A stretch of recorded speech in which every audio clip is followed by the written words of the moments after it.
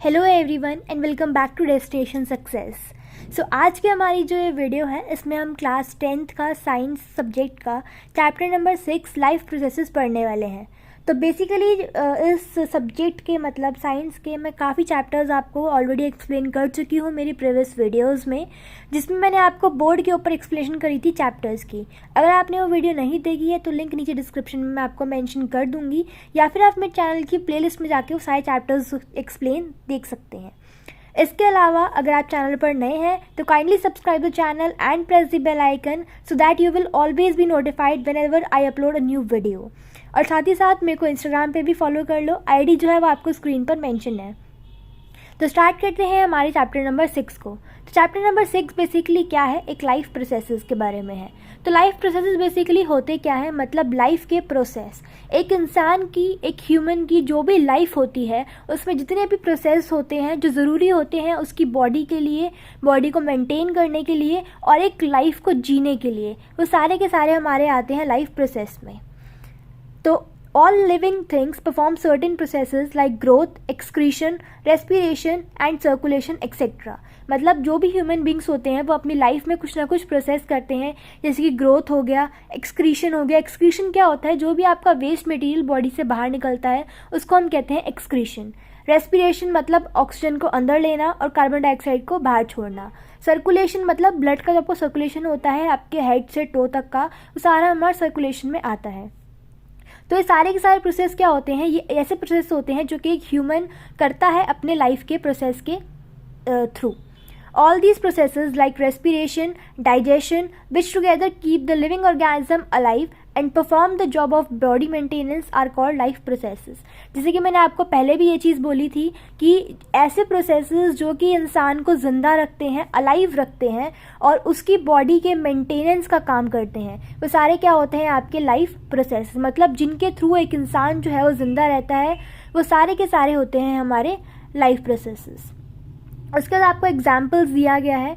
Examples life process का क्या हो सकता है, जैसे कि आपका होता है ग्रोथ, डाइजेशन, रेस्पिरेशन, सर्कुलेशन या फिर एक्सक्रीशन।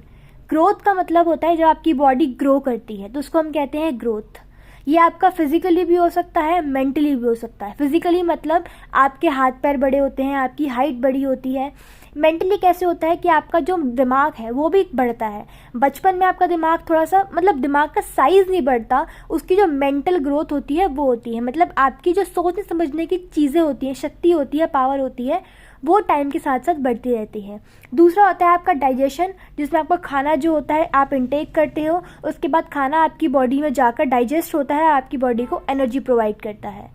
उसके बाद थर्ड आता है हमारा रेस्पिरेशन, जिसमें हम एक्सचेंज ऑफ गैसेस करते हैं, मतलब ऑक्सीजन को अंदर लेते हैं और जो हमारी कार्बन डाइऑक्साइड होती है उसको हम बॉडी से बाहर निकालते हैं। तो ये जो एक्सचेंज ऑफ गैसेस होता है ये हमारा रेस्पिरेशन होता है। थर्ड है हमारा फोर्थ। सर्कुलेशन क्या होता है कि हमारी बॉडी में जो भी ब्लड है वो प्यूरिफाई होता है, मतलब कार्बन डाइऑक्साइड वाला ब्लड जो होता है वो प्यूरिफाई होके ऑक्सीजनेटेड ब्लड में कन्वर्ट होता है, इसको हम कहते हैं सर्कुलेशन। एंड लास्ट है आपका एक्सक्रीशन, मतलब अब आपने खाना खा लिया, आपका खाना पच गया, आपके खाने ने क्या करा, पचने के बाद आपकी बॉडी को एनर्जी भी दे दी, पर कुछ ना कुछ वेस्ट प्रोडक्ट आपकी बॉडी में रह जाएगा। तो वो वेस्ट प्रोडक्ट जो होता है वो हमारी बॉडी के लिए हार्मफुल होता है, जो कि हमारी बॉडी क्या करती है, किडनीज़ के थ्रू या फिर बाकी ऑर्गन्स के थ्रू वेस्ट प्रोडक्ट को बाहर निकालती है, जिस प्रोसेस को कहते हैं हम एक्सक्रीशन। तो ये आपके कुछ एग्जाम्पल्स थे लाइफ प्रोसेस के। अब इन्हीं एग्जाम्पल्स को हम डीपली पढ़ने वाले हैं आगे। तो पहले हमें बताया हुआ है न्यूट्रिशन के बारे में कि न्यूट्रिशन होता क्या है। The whole process by which an organism obtain its food it's called nutrition. मतलब एक पूरा का पूरा ऐसा प्रोसेस जिसके थ्रू एक ऑर्गेनिज्म अपना खाना खाता है, इनटेक करता है, उसको हम कहते हैं न्यूट्रिशन। तो न्यूट्रिशन हमारा दोनों चीज़ों में होता है, एक प्लांट्स में भी होता है और एनिमल्स में भी होता है, क्योंकि खाना तो दोनों खाते हैं, प्लांट्स भी खाते हैं और एनिमल्स भी खाते हैं। अब आपके दिमाग में यहाँ पर एक क्वेश्चन आएगा कि हमने यहाँ पर प्लांट्स की बात करी, एनिमल्स की बात करी, बट व्हाट अबाउट ह्यूमंस? हम ह्यूमंस भी तो खाना खाते हैं, हमारे खाने के बारे में बात क्यों नहीं करी गई? ह्यूमंस के बारे में यहाँ पर इसलिए बात नहीं करी गई क्योंकि ह्यूमंस जो है वो साइंस में एनिमल्स की कैटेगरी में ही गिने जाते हैं। तो जो भी आपका न्यूट्रिशन होगा एनिमल्स में, सिमिलर न्यूट्रिशन होगा आपका ह्यूमंस में। तो पहले पढ़ते हैं न्यूट्रिशन इन प्लांट्स। प्लांट्स क्या होते हैं, प्लांट्स हमारे ऑटोट्रॉप्स होते हैं। अब what do you mean by autotrophs? हमने एक चीज़ पढ़ी है कि ऑर्गेनिजम्स जो होते हैं वो दो टाइप के होते हैं, एक होते हैं ऑटोट्रॉप्स, एक होते हैं हेटेरोट्रॉप्स। ऑटोट्रॉप्स ऑर्गेनिजम्स वो ऑर्गेनिजम्स होते हैं जो अपना खाना खुद बनाते हैं। तो प्लांट्स क्या होते हैं, प्लांट्स जो होते हैं वो ऑटोट्रॉप्स होते हैं, वो अपना खाना खुद बनाते हैं and can make their own food. और खाना बनाते किसके थ्रू है? फोटोसिंथेसिस के थ्रू। फोटोसिंथेसिस आपने बचपन से हम पढ़ते हुए आ रहे हैं कि फोटोसिंथेसिस होता क्या है, एक ऐसा प्रोसेस जिसमें प्लांट्स जो होते हैं वो कार्बन डाइऑक्साइड की मदद से और बाकी चीज़ों की मदद से सनलाइट के थ्रू अपना खाना खुद बनाते हैं, तो वो होता है आपका फोटोसिंथेसिस। दूसरा है आपका न्यूट्रिशन इन एनिमल्स। तो न्यूट्रिशन इन एनिमल्स क्या होता है कि एनिमल्स क्या होते हैं, हेटेरोट्रॉप्स होते हैं, वो अपना खाना खुद नहीं बनाते, वो डिपेंडेंट होते हैं प्लांट्स के ऊपर और दूसरे एनिमल्स के ऊपर अपने खाने के लिए। तो हमने यहाँ पर क्या पढ़ा कि प्लांट्स और एनिमल्स में न्यूट्रिशन कैसे जाता है। प्लांट्स जो होते हैं वो ऑटोट्रॉप्स होते हैं, अपना खाना खुद बनाते हैं, और एनिमल्स जो होते हैं वो हेटेरोट्रॉप्स होते हैं, वो डिपेंडेंट होते हैं दूसरों के ऊपर अपने खाने के लिए। उसके बाद हमारा आता है मोड्स ऑफ न्यूट्रिशन, कि हमारे न्यूट्रिशन के कैसे मोड्स होते हैं। तो हमारे न्यूट्रिशन के बेसिकली दो मोड्स होते हैं, एक होता है हमारा ऑटोट्रॉपिक और दूसरा होता है हमारा हेटेरोट्रॉपिक। सिमिलर जो हमने ऊपर पढ़ा कि ऑटोट्रॉपिक क्या होता है, न्यूट्रिशन क्या होता है, ऐसा मोड ऑफ न्यूट्रिशन जिसमें जो भी ऑर्गेनिज्म होता है वह अपना खाना खुद बनाता है। A kind of nutrition in which inorganic materials like carbon dioxide, water, etc. are utilized to prepare organic food by the process of photosynthesis। मतलब एक ऐसा मोड ऑफ न्यूट्रिशन जिसमें जो भी ऑर्गेनिजम्स हैं वो इनऑर्गेनिक मटेरियल्स का यूज़ करते हैं या फिर इनऑर्गेनिक मैटर का यूज़ करते हैं। इनऑर्गेनिक मैटर का मतलब होता है जैसे कि आपका कार्बन डाइऑक्साइड हो गया, पानी हो गया, सनलाइट हो गया, इन सबको यूटिलाइज कर अपना खाना बनाते हैं through the process of photosynthesis. तो उसको हम कहते हैं ऑटोट्रॉपिक मोड ऑफ न्यूट्रिशन। होता किसमें है ये? ग्रीन प्लांट्स में। दूसरा हमारा आता है हेटेरोट्रॉपिक न्यूट्रिशन। अब हेटेरोट्रॉपिक में हमने ऊपर क्या पढ़ा था कि हेटेरोट्रॉपिक क्या होते हैं, वो ऑर्गेनिजम्स जो कि अपने खाने के लिए प्लांट्स या फिर दूसरे एनिमल्स के ऊपर डिपेंडेंट होते हैं। तो kind of nutrition in which organisms do not possess the ability to synthesize their own food. Synthesize का मतलब है यहाँ पर बनाना, कि मतलब ऐसे ऑर्गेनिजम्स जो कि जिनके अंदर एबिलिटी नहीं है कि वो अपना खाना खुद बना पाए, तो ऐसे ऑर्गेनिजम्स क्या करते हैं, they depend on autotrophs for their food supplied directly और इनडायरेक्टली। मतलब डायरेक्टली या फिर इनडायरेक्टली वे में वो कहीं ना कहीं डिपेंडेंट होते हैं दूसरों के ऊपर अपने खाने के लिए। For examples animals and fungi. Fungi एक तरीके का बैक्टीरिया होता है, सॉरी बैक्टीरिया नहीं, एक तरीके की जैसे ऑर्गेनिज्म होता है जो कि अपने खाने के लिए दूसरों के ऊपर डिपेंडेंट होता है। सिमिलर वे में एनिमल्स अपने खाने के लिए डिपेंडेंट होते हैं दूसरों पर। अगर मैं आपको इसका एग्जांपल दूं तो एनिमल्स लाइक काऊ अपना खाना खुद नहीं बनाती है, गाय के हाथ पर थोड़ा ना होता है कि वो अपना खाना खुद बना पाए, तो क्या खाती है? Green plants. तो मतलब किस पे डिपेंडेंट है? वो ऑटोट्रॉप्स के ऊपर डिपेंडेंट है अपने खाने के लिए। तो यही आपका बेसिक डिफरेंस होता है ऑटोट्रॉपिक और हेटेरोट्रॉपिक के बीच में। नेक्स्ट हमारा आता है ऑटोट्रॉपिक न्यूट्रिशन। तो ऑटोट्रॉपिक न्यूट्रिशन जैसे कि हमने ऊपर पढ़ा, the organisms which carry out autotrophic nutrition are called autotrophs, मतलब ग्रीन प्लांट्स। ऐसे ऑर्गेनिजम्स जो कि ऑटोट्रॉपिक मोड ऑफ न्यूट्रिशन का यूज़ करते हैं अपना खाना बनाने के लिए, उसको हम कहते हैं ऑटोट्रॉप्स या फिर ग्रीन प्लांट्स। ऑटोट्रॉप्स क्या करते हैं? यूज़ करते हैं सिंपल इनऑर्गेनिक मैटर को, जैसे कि कार्बन डाइऑक्साइड, पानी जिसको हम H2O कहते हैं, इसके अलावा सनलाइट, ऐसे ही ऑर्गेनिक मटेरियल्स को यूज़ कर उनको कन्वर्ट करते हैं complex high energy molecules carbohydrates में। मतलब कार्बोहाइड्रेट्स जो होते हैं वो हाई एनर्जी मॉलिक्यूल्स होते हैं जो हमारी बॉडी को एनर्जी प्रोवाइड करते हैं। तो ऑटोट्रॉप्स क्या करते हैं? ऐसे मटेरियल्स को कन्वर्ट कर देते हैं किसमें? कार्बोहाइड्रेट्स में। Autotrophic nutrition is the process by which autotrophs take in carbon dioxide and water and convert these into hydrogens. In the presence of chlorophyll, sunlight is called photosynthesis. मतलब autotrophic nutrition क्या होता है? Basically एक ऐसा nutrition या फिर एक ऐसा प्रोसेस जिसमें जो भी ऑटोट्रॉप्स होते हैं, मतलब जो भी ग्रीन प्लांट्स होते हैं, वो कार्बन डाइऑक्साइड को इनटेक करते हैं और with the help of carbon dioxide and water convert किस में करते हैं? वो उसको कार्बोहाइड्रेट्स में। किसकी प्रेजेंस में? क्लोरोफिल और सनलाइट। सनलाइट हमारा सन से आता है और क्लोरोफिल जो होता है वो ऑलरेडी लीव्स के अंदर प्रेजेंट होता है। तो इन दोनों की प्रेजेंस में जब भी कोई ऑटोट्रॉप कार्बन डाइऑक्साइड और पानी को कार्बोहाइड्रेट में चेंज करता है तो उसको हम कहते हैं फोटोसिंथेसिस। अब इसी की आपको एक इक्वेशन दी हुई है नीचे, जैसे कि आपको यहाँ पर दिख रहा होगा, किसी की इक्वेशन दी हुई है आपको कि CO2 मतलब कार्बन डाइऑक्साइड एंड वाटर, इन दोनों को मिलाकर सनलाइट और क्लोरोफिल की प्रेजेंस में क्या बना, C6H12O6 मतलब ग्लूकोज, ऑक्सीजन एंड वाटर।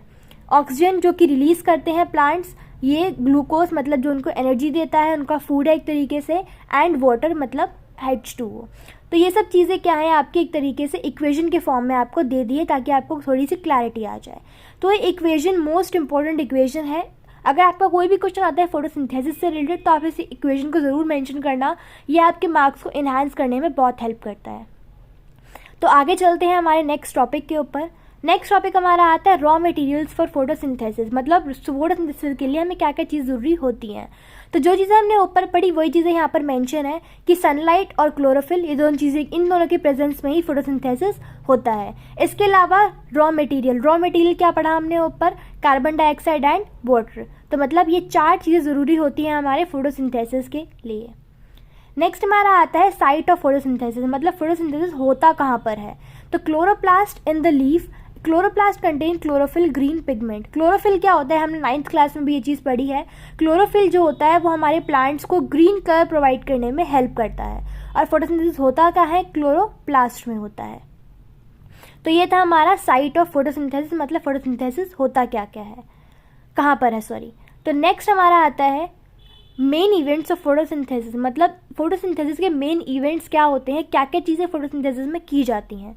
तो सबसे पहले क्या होता है, absorption of light by chlorophyll, मतलब जो भी आपका क्लोरोफिल है वो क्या करेगा, आपकी जो सनलाइट आ रही होगी उसको एब्जॉर्ब कर लेगा।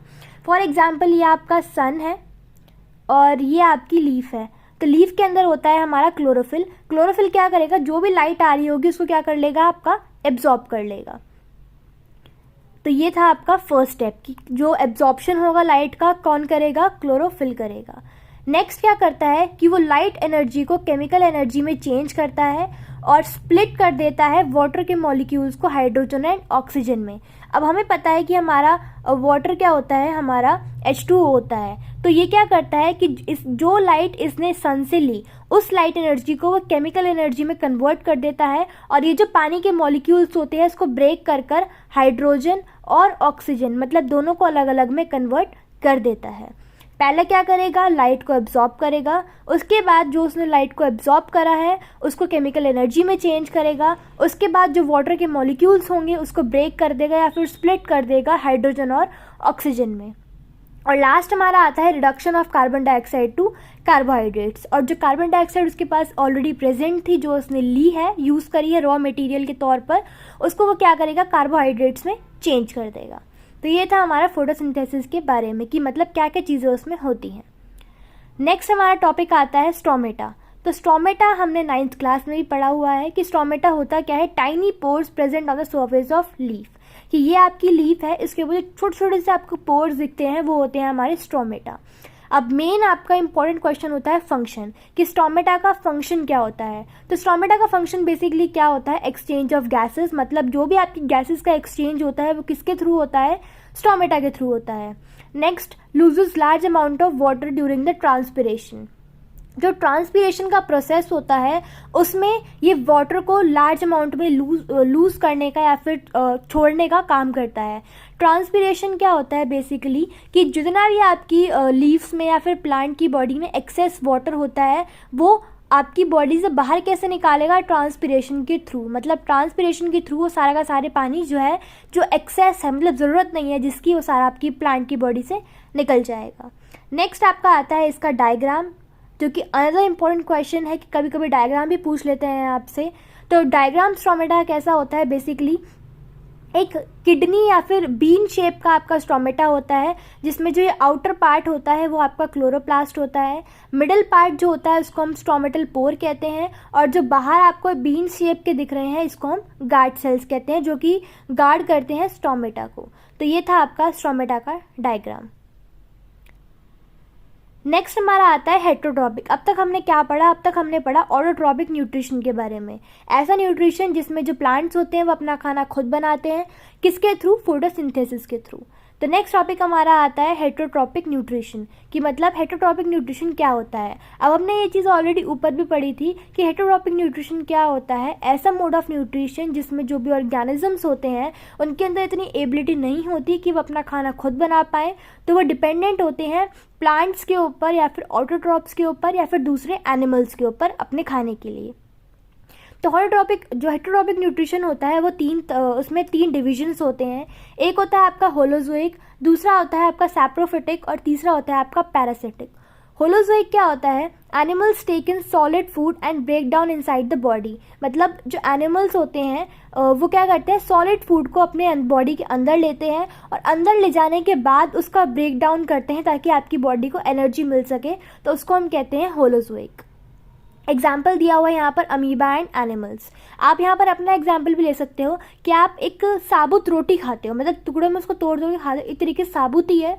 उसके बाद पेट में जाने के बाद आपकी वो जो रोटी है जो आपने टुकड़े तोड़ के खाए हैं, चबाने के बाद आप उसको जब बॉडी के अंदर लेकर जाते हो तो अंदर जाके आपकी बॉडी में जितने भी रोटी के न्यूट्रिएंट्स होते हैं वो टूटते हैं, फिर आपकी बॉडी को एनर्जी मिलती है। तो मतलब ब्रेक डाउन कहाँ हो रहा है? आपका बॉडी के अंदर हो रहा है। तो ये होता है आपका होलोजोइक न्यूट्रिशन। दूसरा होता है आपका सैप्रोफिटिक। सैप्रोफिटिक न्यूट्रिशन क्या होता है? Organisms feed on dead decaying material are called a saprophytic mode of nutrition. मतलब ऐसे ऑर्गेनिजम्स जो कि आपके मरी हुई चीज़ों को खाते हैं या उन पर फीड करते हैं वो होते हैं आपके सैप्रोफिटिक। एग्जाम्पल आपका फंगी। तीसरा होता है आपका पैरासिटिक। पैरासिटिक क्या होता है? पैरासाइट्स लिव इनसाइड और outside the organism and drive nutrition from it. मतलब ऐसे ऑर्गेनिजम्स जो दूसरे इंसान की या फिर दूसरे ऑर्गेनिज्म की बॉडी के अंदर या फिर बाहर रहते हैं और उनकी बॉडी से जो न्यूट्रिशन होता है वो लेते हैं, उसको हम कहते हैं पैरासिटिक।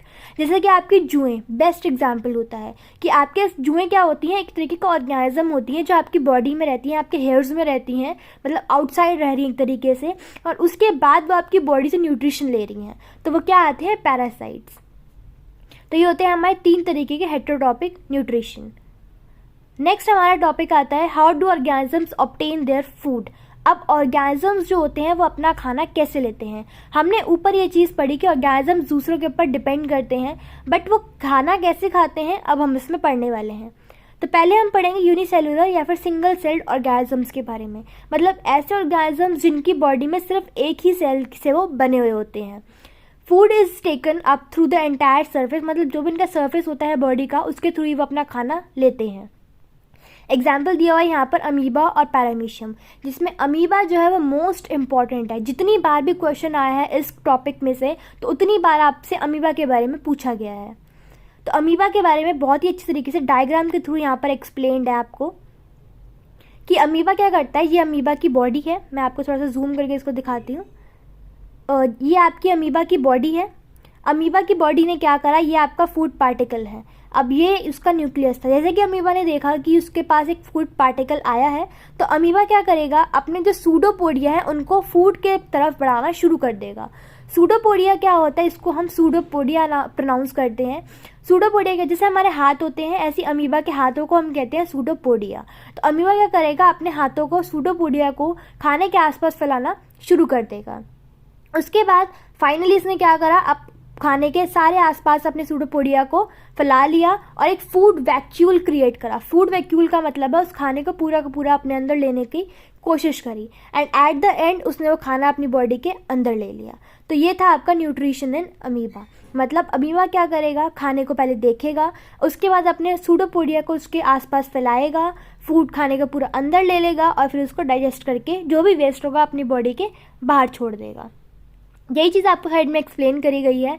अमीबा क्या करेगा, सूडोपोडिया को एक्सटेंशन ऑफ सेल मेम्ब्रेन, मतलब सूडोपोडिया क्या एक तरीके का सेल मेम्ब्रेन है जिसका उसने एक्सटेंशन करा। क्यों करा, ताकि फूड को कैप्चर कर सके। उसके बाद कैप्चर करने के बाद क्या करा, अपने खाने को अंदर ले लिया, टेक इन ले लिया।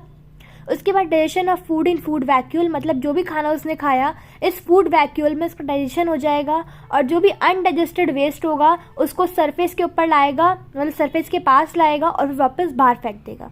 फॉर एग्जाम्पल अगर मैं आपको एग्जाम्पल दूँ, जैसे कि ये अमीबा है, ये उसका वेस्ट था, तो क्या करेगा, वेस्ट को बिल्कुल बॉर्डर पर लेकर आएगा और फिर यहीं से उसको बाहर फेंक देगा। तो ये था उसका अनडाइजेस्टेड फूड का काम, कि मतलब अनडाइजेस्टेड फूड कहाँ जाता है। पहले क्या करेगा, डाइजेशन करेगा, फिर जो अनडाइजेस्टेड वेस्ट होगा उसको सेम प्रोसेस के थ्रू वो अपनी बॉडी से बाहर निकाल देगा। ये होता है आपका न्यूट्रिशन इन अमीबा, जो कि आपका मोस्ट इम्पॉर्टेंट है। नेक्स्ट हमारा आता है पैरामीशियम, कि पैरामीशियम कैसे करता है ये इतना इंपॉर्टेंट है नहीं, बट फिर भी इसको हम यहाँ पर समझ के चलते हैं। पैरामीशियम भी एक सिंगल सेल ऑर्गेनिज्म होता है जो कि अपनी सीलिया के थ्रू खाने को इनटेक है। जैसे कि उसमें सूडोपोडिया था, ऐसे ही इसमें सीलिया है, मतलब जो कि उसकी बॉडी के आसपास, जैसे कि आपने देखा होगा अगर ये पैरामीशियम है तो इसके आसपास कुछ इस तरीके के स्ट्रक्चर्स होते हैं, इसको हम कहते हैं सीलिया। ये सारे हमारे सीलिया कहलाते हैं। तो पैरामीशियम क्या करेगा, जो उसकी बॉडी के आसपास सारे सीलिया हैं उनको खाने के आसपास फैलाएगा, फिर खाने को अंदर लेगा एक स्पेसिफिक स्पॉट के ऊपर। तो ये था आपका nutrition in paramecium. Next topic हमारा जो न्यूट्रिशन है उसको हम नेक्स्ट वीडियो में स्टार्ट करेंगे। तब तक के लिए आप इस वीडियो को दोबारा देख लो। अगर आपको कहीं भी डाउट है तो आप दोबारा इस वीडियो को रिवाइंड करके देख लो, आपको समझ में आ जाएगा। इन केस अगर आपको स्टिल कोई डाउट रहता है तो आप मेरे इंस्टाग्राम हैंडल पर मैसेज कर सकते हैं, या फिर आप नीचे कमेंट सेक्शन में उसको मेंशन कर सकते हैं। वीडियो पसंद आई हो तो लाइक कमेंट शेयर ज़रूर करना, इंस्टाग्राम पे फॉलो कर लेना, एंड पार्ट 2 के लिए do subscribe my channel and press the bell icon.